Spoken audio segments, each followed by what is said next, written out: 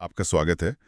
चलिए आज डीजीसीए के उन नए नियमों में उतरते हैं जो भारत में ग्लाइडर इंस्ट्रक्टर और एग्जामिनर्स के लिए सब कुछ बदलने वाले हैं। हमारे पास नेशनल ग्लाइडिंग कमीशन के लिए सुशील वाजपेयी द्वारा तैयार की गई एक प्रेजेंटेशन है और हम इसी के जरिए इन बदलावों की एक एक परत खोलेंगे।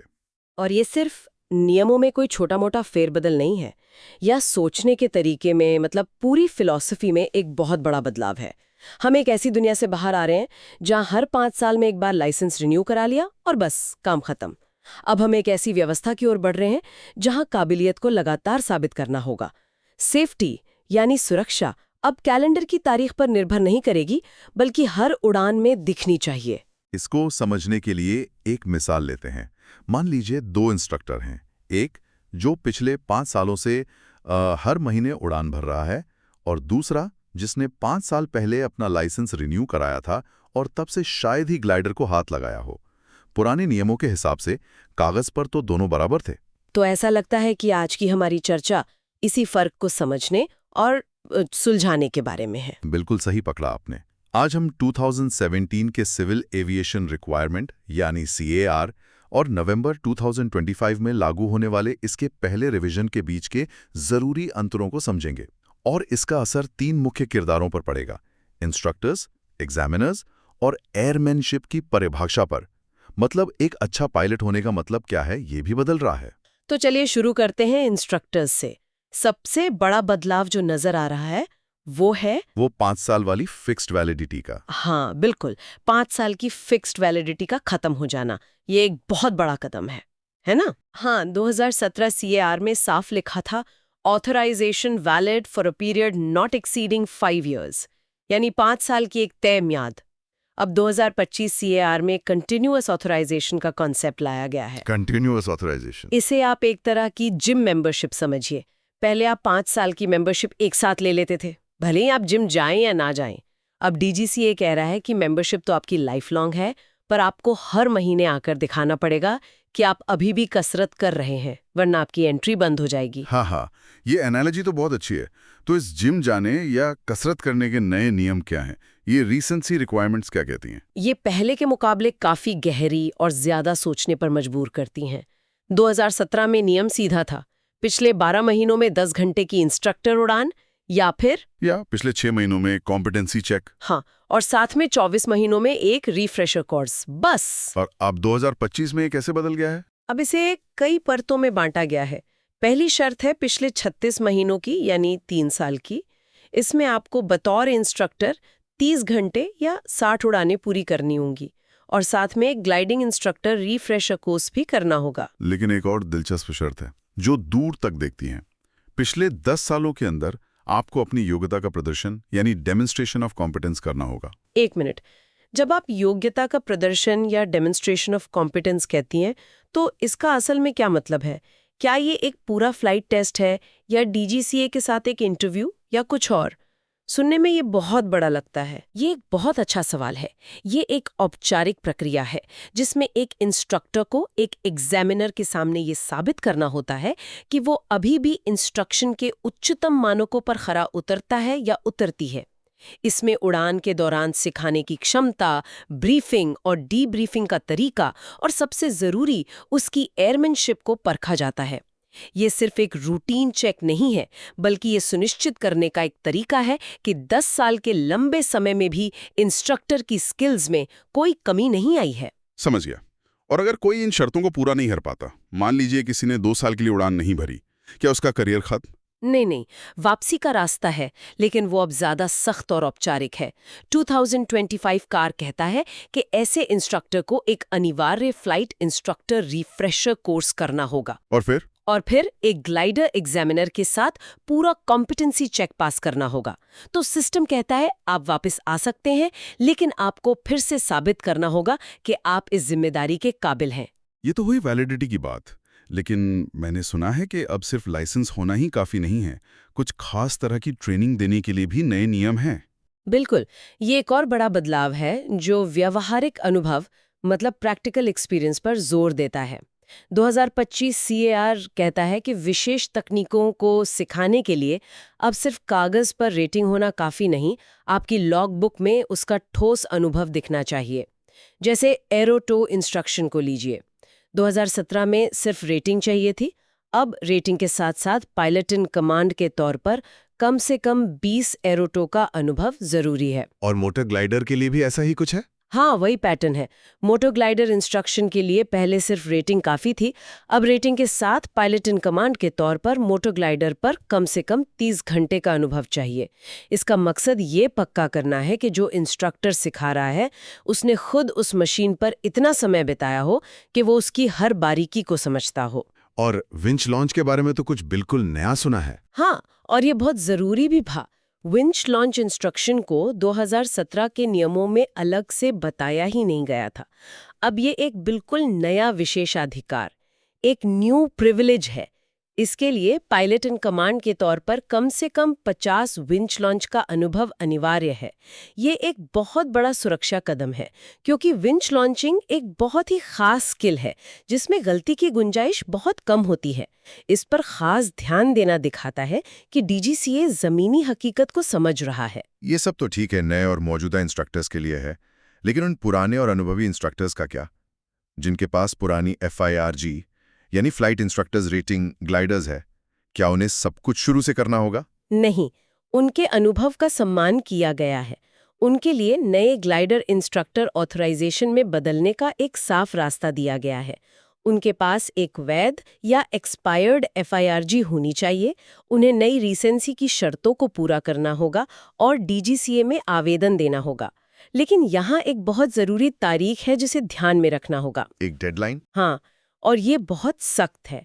आवेदन 31 दिसंबर 2026 तक जमा हो जाना चाहिए। इस तारीख के बाद ये ट्रांजिशन का रास्ता हमेशा के लिए बंद हो जाएगा। तो ये एक तरह का ग्रेस पीरियड है। तो इंस्ट्रक्टर्स के लिए तो तस्वीर काफी साफ है। लगातार काबिलियत, ज्यादा व्यवहारिक अनुभव और पुराने सिस्टम से नए में आने का एक सीमित मौका। अगर इंस्ट्रक्टर्स के लिए इतने कड़े नियम हैं, तो उन लोगों का क्या जो इन इंस्ट्रक्टर्स को परखते हैं, मतलब एग्जामिनर्स? उनके लिए भी मानक काफी ऊंचे कर दिए गए हैं, बल्कि कुछ मामलों में तो और भी ज्यादा। 2017 में एक एग्जामिनर के लिए ग्लाइडर इंस्ट्रक्टर ऑथराइजेशन और 200 घंटे का इंस्ट्रक्शनल अनुभव होना काफी था। ये बेसलाइन तो अब भी है, लेकिन 2025 में 2 बहुत महत्वपूर्ण चीजें और जोड़ दी गई हैं। और वो क्या है? पहली है इंस्ट्रक्शनल रीसेंसी। अब एग्जामिनर बनने के लिए आपको आवेदन करने से पहले पिछले 12 महीनों में कम से कम 10 घंटे की इंस्ट्रक्शनल फ्लाइंग दिखानी होगी। इससे ये पक्का होता है कि आप सिर्फ अनुभवी ही नहीं बल्कि मैदान में सक्रिय भी हैं। और दूसरी शर्त? दूसरी नई शर्त है इनिशियल कॉम्पिटेंसी डेमोन्स्ट्रेशन। इसमें उम्मीदवार को DGCA द्वारा नामित एक सीनियर ग्लाइडर एग्जामिनर के सामने अपनी योग्यता का प्रदर्शन करना होगा। ये एक तरह का एंट्री एग्जाम है जो पहले नहीं था। रुकिए, ये थोड़ा उलझा हुआ है। इंस्ट्रक्टर्स के लिए लाइसेंस की वैलिडिटी कंटिन्यूअस यानी लगातार है, जब तक वो उड़ते रहें। लेकिन क्या एग्जामिनर्स के लिए भी ऐसा ही है? नहीं, और ये एक बहुत ही महत्वपूर्ण और सोचा समझा अंतर है। एग्जामिनर्स के लिए 5 साल की फिक्स्ड वैलिडिटी को बनाए रखा गया है, लेकिन इसके साथ एक नया और बहुत जरूरी निगरानी का मैकेनिज्म जोड़ा गया है। तो यहाँ पर ये वाकई दिलचस्प हो जाता है। एक तरफ कंटिन्यूअस सिस्टम और दूसरी तरफ फिक्स्ड। ऐसा क्यों? क्या ये सिस्टम को उल्टा नहीं बना देता? जो लोग रोज काम कर रहे हैं वे लगातार निगरानी में हैं, और जो लोग उन्हें परख रहे हैं वे 5 साल के फिक्स टर्म पर हैं। आपका सवाल बिल्कुल जायज है, लेकिन इसके पीछे एक तर्क है। एग्जामिनर का रोल सिर्फ उड़ाने का नहीं बल्कि मूल्यांकन करने का है।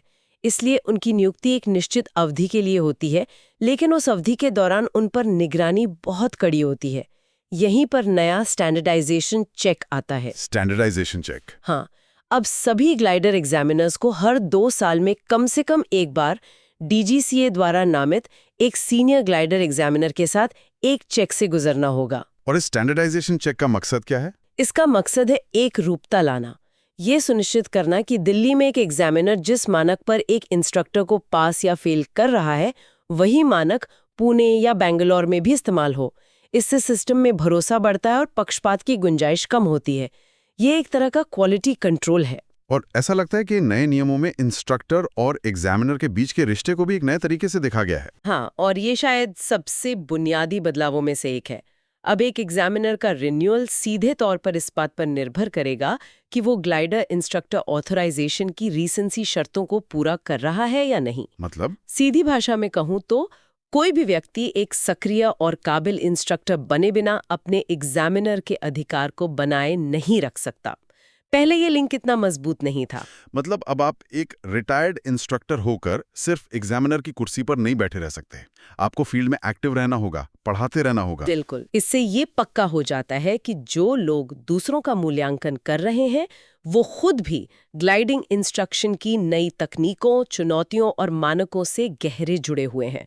वो सिर्फ थ्योरी में नहीं बल्कि प्रैक्टिस में भी अपडेटेड है। हमने घंटों और चेक्स की बात तो कर ली, पर ये सब तो टेक्निकल स्किल्स हैं। एक अच्छा पायलट सिर्फ मशीन नहीं उड़ाता, वो सोचता है, खतरे को भांपता है और दबाव में सही फैसले लेता है। क्या नए नियम इस सोचने वाले हिस्से को भी एड्रेस करते हैं? तो आपने मुद्दे की बात की है, यहीं पर एयरमैनशिप की नई परिभाषा आती है। इसकी पूरी फिलॉसफी ही बदल दी गई है। पहले ये सिर्फ कुछ चीजों की चेकलिस्ट थी। क्या पायलट बाहर ठीक से देख रहा है? क्या वो रनवे पर सही जगह पर है? क्या वो नियमों का पालन कर रहा है? ये बहुत ही सतही तरीका था। तो अब क्या है? इसे एक उदाहरण से समझाइए ना। सोचिए, पुराने नियम एक ऐसे ड्राइविंग टेस्ट की तरह थे जिसमें सिर्फ ये देखा जाता है कि आप क्लच, ब्रेक और सिग्नल का सही इस्तेमाल करते हैं या नहीं। नई एयरमैनशिप की परिभाषा एक एडवांस डिफेंसिव ड्राइविंग कोर्स की तरह है।